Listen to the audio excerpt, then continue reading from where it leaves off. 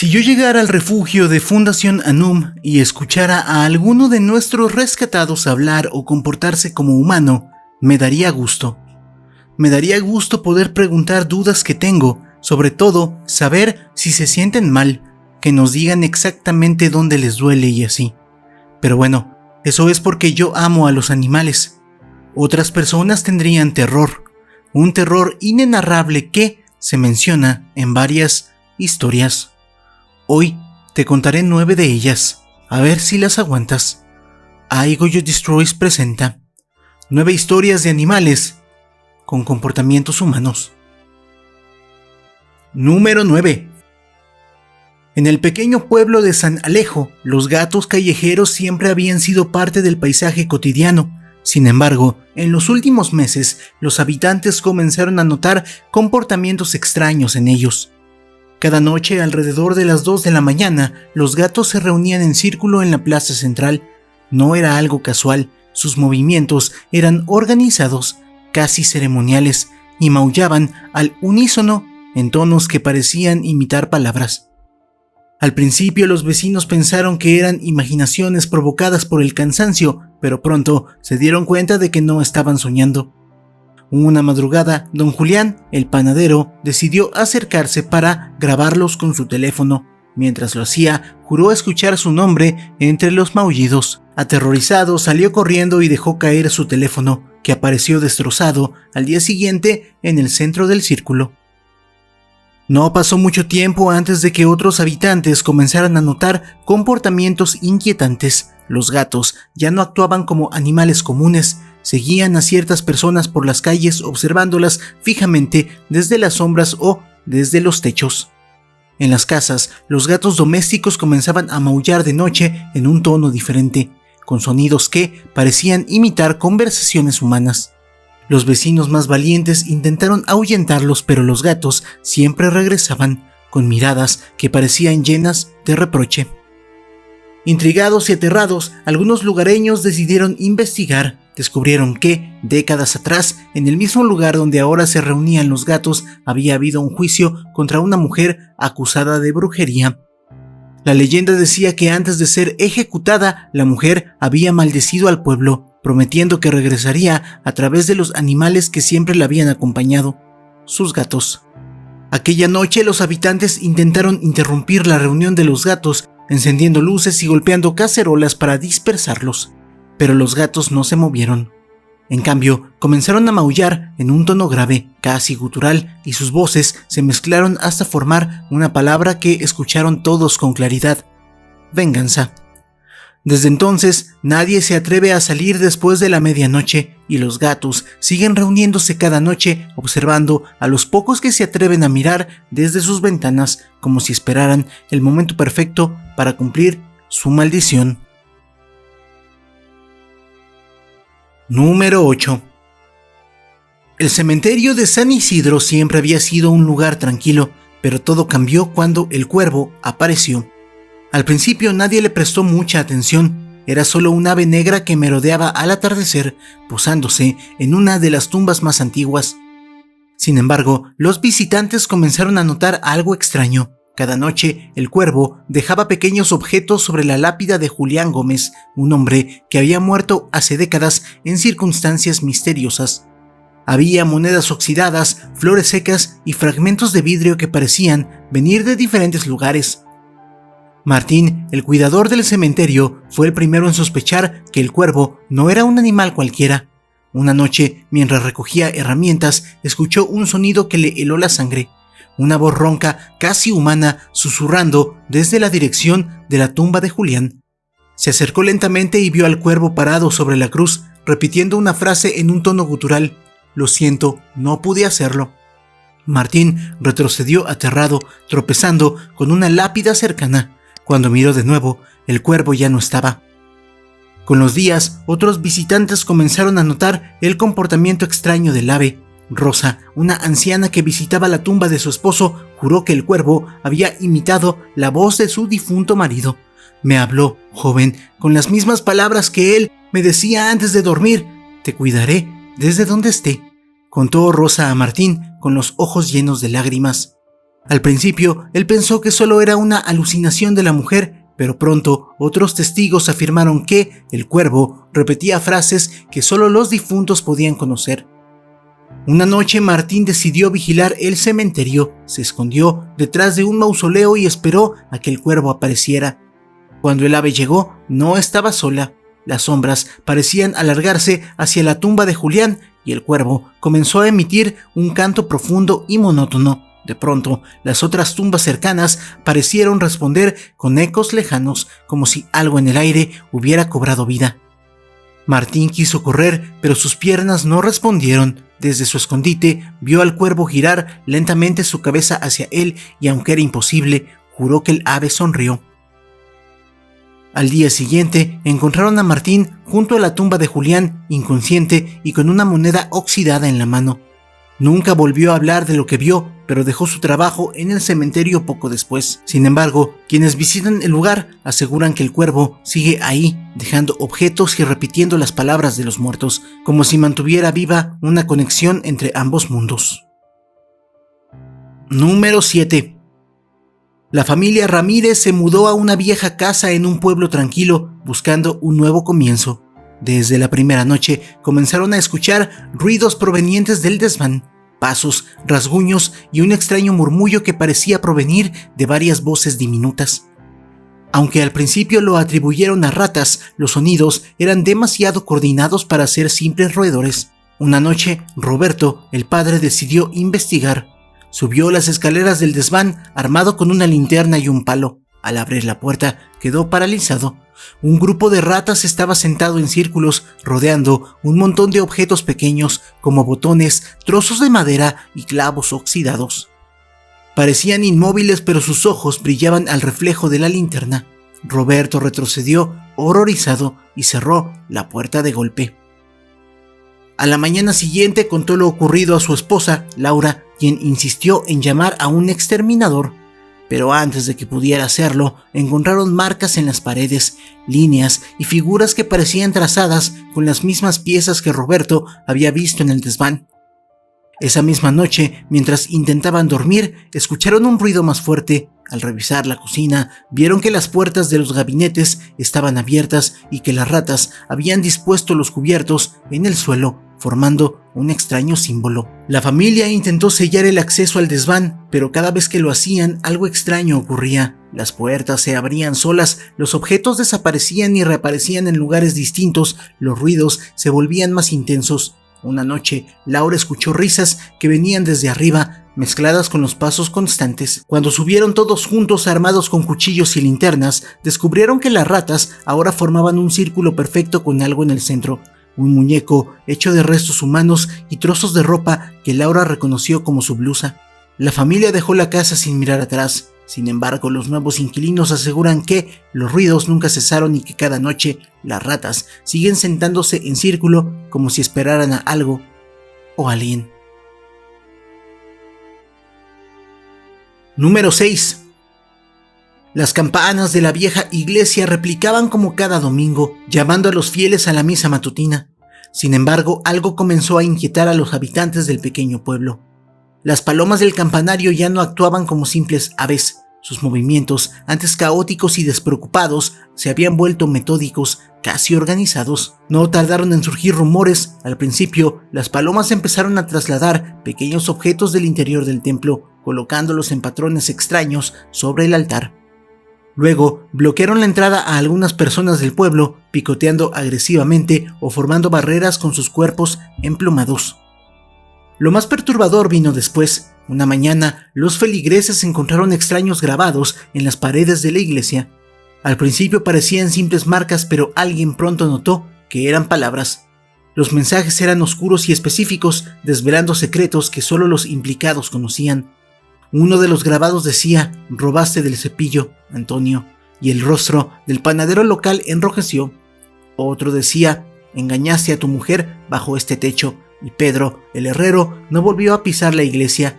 Las confesiones, antes sagradas y privadas, parecían ser ahora dominio de las palomas. El pueblo intentó combatir a las aves, llamaron a exterminadores y taparon los accesos al campanario, pero nada funcionaba.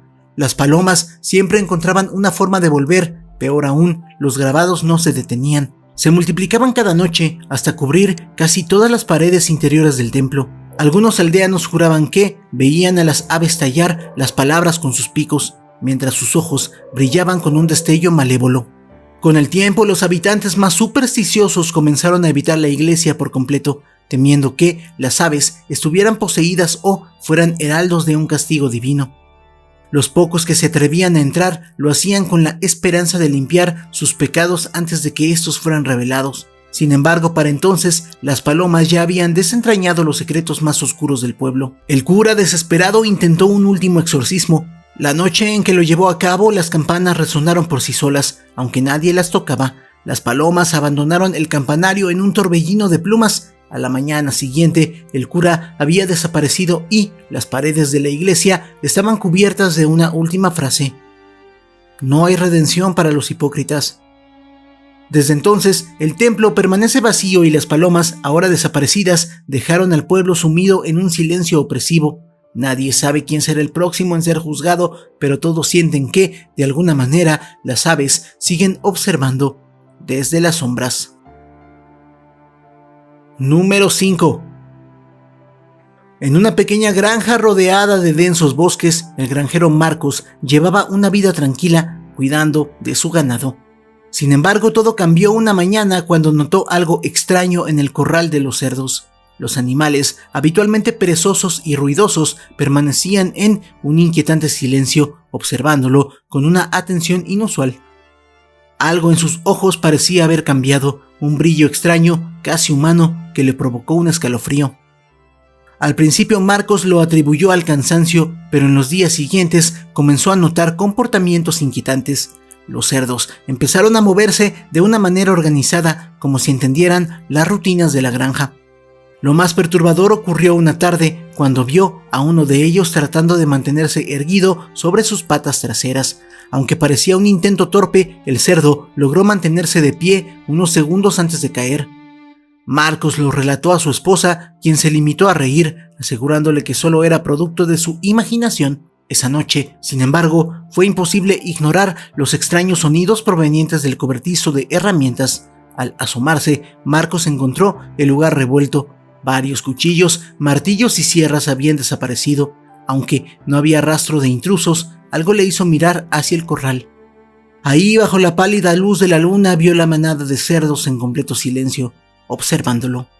Los días siguientes se volvieron más aterradores. Cada noche, Marcos escuchaba pasos arrastrados alrededor de su casa y el crujir de ramas secas. Una madrugada, armado con una escopeta, decidió mantenerse despierto y vigilar. Lo que vio lo dejó paralizado. Un grupo de cerdos, caminando torpemente sobre dos patas, se acercaban a la puerta principal. Sus hocicos empujaban las herramientas robadas y algunos sostenían cuchillos entre sus dientes. Uno de ellos, el más grande, parecía liderar al grupo. Sus ojos, llenos de una oscura determinación, se clavaron en los de Marcos cuando intentó moverse. Aterrado, cerró todas las ventanas y atrancó la puerta, pero los golpes comenzaron de inmediato. Los cerdos empujaban la puerta con fuerza, sus gruñidos ahora sonaban casi como voces, como si intentaran imitar las palabras humanas. Cuando la puerta finalmente cedió, Marcos disparó al aire, esperando ahuyentarlos. Sin embargo, lo último que vio antes de perder la conciencia fue la figura de aquel cerdo líder, de pie sobre sus patas traseras, alzando un cuchillo hacia él. Al día siguiente, la granja fue encontrada vacía. Ni Marcos, ni su esposa, ni los cerdos estaban por ninguna parte. Lo único que quedaba era una fila de herramientas ensangrentadas en el porche y huellas extrañas que llevaban hacia el bosque, como si una manada caminara sobre dos patas. Número 4. En un pequeño apartamento de una ciudad gris y anónima, Andrés vivía solo, acompañado únicamente por un canario amarillo que había comprado hace meses. La rutina del ave era simple: piar al amanecer y cantar suavemente durante el día. Andrés encontraba cierto consuelo en el trino constante del canario, al que llamó Sol. Una noche, mientras se preparaba un café, Sol comenzó a emitir un sonido diferente. Andrés, intrigado, se acercó a la jaula. Para su sorpresa, el canario repitió con claridad una frase que le erizó la piel: «No debiste hacerlo». Andrés retrocedió confundido. No recordaba haber pronunciado esas palabras en voz alta, pero el tono y la entonación eran inconfundibles, eran suyas. Trató de calmarse, atribuyendo el incidente a alguna grabación accidental que el pájaro hubiera memorizado. Sin embargo, esa noche le costó conciliar el sueño. Al día siguiente, el comportamiento de Sol empeoró. Cuando Andrés llegó a la casa después del trabajo, el canario no cantaba como siempre. En lugar de eso, lo recibió con otra frase que le hizo helarse. Ella no olvidará nunca. El corazón de Andrés latió con fuerza. La frase le resultaba aterradoramente familiar, no porque la hubiera dicho en voz alta, sino porque la había pensado muchas veces, en noches llenas de remordimiento y soledad. Estaba relacionada con su exnovia, Clara, a quien había herido profundamente con una traición que nunca confesó. Esa noche, mientras intentaba trabajar en su escritorio, Sol continuó hablando, pero esta vez las frases eran más personales, más incisivas. Siempre has sabido que no eres diferente a tu padre. ¿Cuánto tiempo más pretenderás que no te importa? Andrés golpeó la mesa, incapaz de soportarlo más. Gritó al canario: «¡Cállate! ¡Solo eres un pájaro!». El canario permaneció en silencio unos instantes. Andrés pensó que había logrado asustarlo, pero entonces, con una voz más baja y gélida, Sol respondió: «No soy solo un pájaro, yo sé todo lo que ocultas». Los días siguientes se convirtieron en un infierno. El canario no solo repetía pensamientos oscuros de Andrés, sino que parecía saber detalles que él mismo había enterrado en lo más profundo de su memoria. Frases como «lo dejaste morir» o «el dinero nunca llegó a la familia» resonaban en la casa, exponiendo secretos que Andrés nunca compartió con nadie. Intentó deshacerse del pájaro, cubrió la jaula con un trapo, pero la voz seguía resonando desde dentro. Decidió regalarlo, pero cada vez que abría la puerta para llevarlo fuera, Sol decía algo que le hacía dudar. «Si me dejas, ellos lo sabrán todo». Una noche, desesperado, Andrés decidió acabar con el tormento. Se acercó a la jaula con una almohada, decidido a silenciar al pájaro para siempre. Pero antes de actuar, Sol comenzó a cantar una melodía distinta, dulce y melancólica, como si intentara apaciguarlo. Andrés se quedó paralizado, sintiendo que el ave lo observaba con una intensidad sobrehumana. «Si me haces daño, pagarás el precio», dijo Sol, esta vez con una voz que no era la suya, era la voz de Clara. Andrés dejó caer la almohada y corrió fuera de la habitación. Esa noche no durmió y cuando el sol salió, encontró la jaula vacía. La puerta estaba cerrada y no había forma en que el canario hubiera escapado. Sin embargo, en las paredes de la habitación aparecieron palabras garabateadas, como si hubieran sido escritas con las garras del ave. «Te estoy observando». Desde entonces, Andrés vive en paranoia, incapaz de saber si el canario realmente se fue o si aún lo acecha desde algún rincón oscuro, y de vez en cuando, en el silencio de la noche, escucha un susurro que parece venir de las sombras. «No olvides que sé todo de ti». Número 3.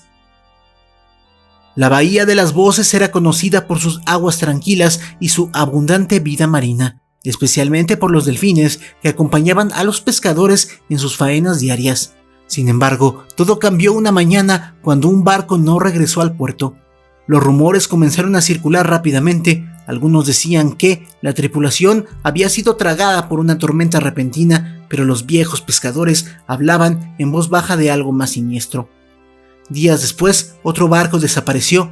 Aquellos que habían salido a pescar cerca del lugar aseguraban haber escuchado voces familiares provenientes del agua, voces que reconocían como las de los pescadores desaparecidos. Intrigados y aterrados, siguieron los sonidos pero nunca volvieron.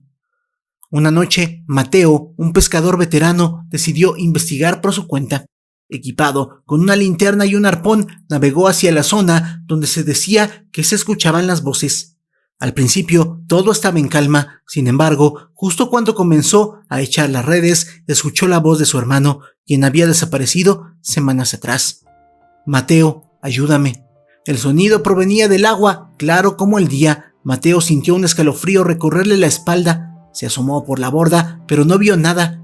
Entonces, los delfines comenzaron a aparecer. No nadaban con la gracia habitual. Sus movimientos eran rígidos, casi mecánicos. Lo más aterrador fue cuando uno de ellos abrió la boca y en lugar de un chasquido, salió una voz humana. «Mateo, baja del barco». El pescador retrocedió tropezando con sus propias herramientas. Los delfines lo rodearon, emitiendo sonidos que imitaban las voces de otros pescadores del pueblo, todos desaparecidos. «Aquí abajo hay un lugar mejor, ven con nosotros». Mateo trató de huir, pero su barco comenzó a balancearse violentamente. Uno de los delfines, el más grande, se lanzó contra la embarcación, casi volcando la nave. Entre el caos, Mateo pudo distinguir algo bajo el agua, siluetas humanas que parecían moverse junto a los delfines como si fueran parte de ellos. De alguna forma logró escapar, pero al regresar al puerto nadie le creyó. Con el tiempo, más barcos desaparecieron y el pueblo quedó sumido en el miedo. Los pocos que se atrevieron a salir afirmaron haber escuchado a los delfines imitar las voces de sus seres queridos, pero ninguno volvió para contarlo. Hoy, la bahía permanece desierta, sus aguas quietas como un espejo, pero quienes se acercan lo suficiente aseguran que, si escuchas con atención, puedes oír las risas de los pescadores mezcladas con los chasquidos de los delfines, invitándote a unirte a ellos bajo las olas. Número 2. En una finca aislada, rodeada por colinas y bosques, vivía don Ezequiel, un hombre reservado y solitario. Su único compañero era un robusto caballo negro llamado Sombra, que había pertenecido a su familia por generaciones. A pesar de su apariencia imponente, Sombra era dócil y parecía tener una inteligencia inusual, algo que don Ezequiel solía atribuir a la convivencia de tantos años. Todo comenzó una mañana nublada, cuando don Ezequiel notó patrones extraños en la tierra del potrero. Las marcas, hechas aparentemente por las pezuñas de Sombra, no eran simples pisadas, parecían líneas y curvas organizadas. Al principio pensó que eran el resultado del movimiento natural del animal, pero una curiosidad creciente lo llevó a observarlas desde una colina cercana. Lo que vio lo dejó sin aliento. Las marcas formaban la palabra cuidado. Intrigado, Ezequiel decidió vigilar al caballo. Pasó días observándolo desde lejos sin notar nada fuera de lo común. Sin embargo, cada mañana aparecían nuevas palabras en el suelo con advertencias. Viene algo, no salgas, escucha. Ezequiel intentó ignorarlas, pero una noche mientras dormía lo despertó un estruendo. Corrió al potrero y encontró que el corral estaba destrozado. Justo en el centro, las marcas de Sombra formaban una frase más extensa: «El río traerá sangre». Al día siguiente, un vecino llegó con noticias terribles. Un pescador había sido arrastrado por la corriente del río cercano. Su cuerpo apareció aguas abajo, cubierto de heridas. Ezequiel comenzó a temer que su caballo no fuera un simple animal. Con cada nuevo mensaje, las advertencias se volvían más personales y precisas. Una tarde, Sombra dejó una frase que lo estremeció: «No confíes en Mariano». Mariano era un peón de la finca, alguien en quien Ezequiel había confiado durante años. Al principio pensó que era una coincidencia, pero decidió mantenerse alerta. Esa misma noche escuchó ruidos extraños provenientes del establo. Con un machete en mano, se acercó en silencio y descubrió a Mariano intentando forzar el candado del almacén de herramientas. Al verse descubierto, el peón huyó, dejando a Ezequiel con una mezcla de miedo y gratitud hacia el animal. Las advertencias continuaron, pero con el tiempo adquirieron un tono más sombrío. Una mañana el mensaje en el suelo decía: «Pronto será tu turno». Ezequiel trató de entenderlo, pero no encontró respuestas. A partir de entonces, Sombra comenzó a comportarse de manera inquietante, observándolo fijamente durante horas y relinchando con desesperación cada vez que él se le acercaba. Una noche de tormenta, Ezequiel despertó sobresaltado al escuchar un relincho largo y profundo. Corrió al potrero y bajo la lluvia vio a Sombra galopar frenéticamente, dejando marcas en el barro. Al subir a la colina para ver el mensaje, las palabras eran claras y terribles: «El fuego se llevará la finca». Ezequiel apenas tuvo tiempo de reaccionar. Un rayo cayó sobre el granero, desatando un incendio que se propagó rápidamente por la finca. Con la ayuda de los pocos peones que quedaban, intentó salvar lo que pudo, pero las llamas lo consumieron casi todo. Cuando finalmente amaneció, encontró a Sombra de pie junto al corral, ileso. Bajo sus pezuñas, un nuevo mensaje estaba escrito: «Lo advertí».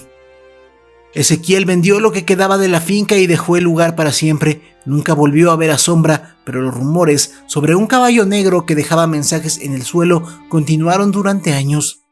Algunos decían que era un espíritu protector, otros que era un heraldo del destino, pero quienes lo vieron afirmaban lo mismo. Las palabras que dejaba siempre se cumplían y nunca eran para traer buenas noticias. Número 1. En un tranquilo pueblo rodeado de montañas, el canto del gallo de doña Geltrudis marcaba el inicio de cada día. Era un gallo grande y majestuoso, con plumas brillantes que reflejaban la luz del sol. Todos en la comunidad conocían su canto fuerte y resonante que anunciaba el amanecer. Pero una tarde, el gallo hizo algo que nadie esperaba: cantó al atardecer. El sonido fue distinto, menos melódico y más grave, como si algo lo estuviera perturbando.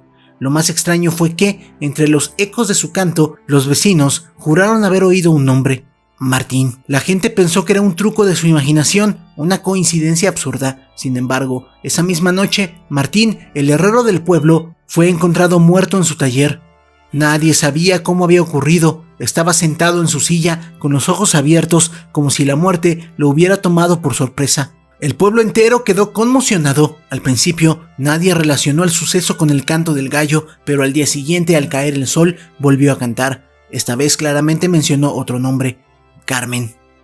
Doña Carmen, una anciana que vivía sola, fue hallada sin vida en su cama a la mañana siguiente. Su rostro mostraba una expresión de miedo indescriptible. Ahora el temor se extendió por la comunidad. Era imposible ignorar la conexión. Cada vez que el gallo cantaba al atardecer y mencionaba un nombre, esa persona moría antes del amanecer. El pueblo, aterrorizado, exigió a doña Geltrudis que sacrificara al gallo, pero la mujer profundamente supersticiosa se negó. Ese gallo no es normal, decía. Si lo matamos, algo peor no sucederá. A pesar de sus advertencias, un grupo de hombres del pueblo decidió actuar. Una noche, mientras el gallo dormía en su corral, intentaron atraparlo. Sin embargo, el animal parecía saber lo que planeaban. Se escapó de su jaula con una agilidad inusual y desde el techo del granero lanzó un grito que resonó como un trueno: Esteban, Ignacio, Pedro. Al día siguiente, los 3 hombres amanecieron muertos en distintos lugares del pueblo. La gente, aterrorizada, evitó acercarse a la casa de doña Geltrudis, pero el gallo seguía cantando al atardecer, cada vez con más nombres. Los habitantes comenzaron a abandonar el pueblo, dejando sus casas y pertenencias. Solo doña Geltrudis permaneció junto con su gallo. La última noche, antes de que el pueblo quedara completamente vacío, el gallo cantó una última vez: Gertrudis. A la mañana siguiente, su cuerpo fue encontrado en el patio trasero, junto a la jaula abierta del gallo. El animal había desaparecido. Nadie volvió a verlo, pero en los pueblos cercanos comenzaron a circular historias sobre un gallo negro que llegaba de noche, cantaba nombres y dejaba muerte a su paso. Los pocos que aún recuerdan el suceso afirman que no era un gallo común, sino un heraldo de algo mucho más oscuro, enviado para recordar a los vivos que sus nombres ya estaban escritos en alguna lista que no se puede evadir. La palabra clave para saber si llegaron al final del vídeo será miau. Si el vídeo te gustó, por favor dale like, compártelo, suscríbete, sígueme en mis redes sociales. Las puedes ver en pantalla y las encuentras en la descripción. Apoya al canal para aparecer aquí al finalizar los vídeos. Por mi parte, eso sería todo. Yo soy I Go You Destroys y tengo a los mejores seguidores del mundo, que son ustedes. Muchas gracias. Todos en la comunidad conocían su canto. ¿Así cantaba? ¿Cómo cantaba el gallo? ¿A poco?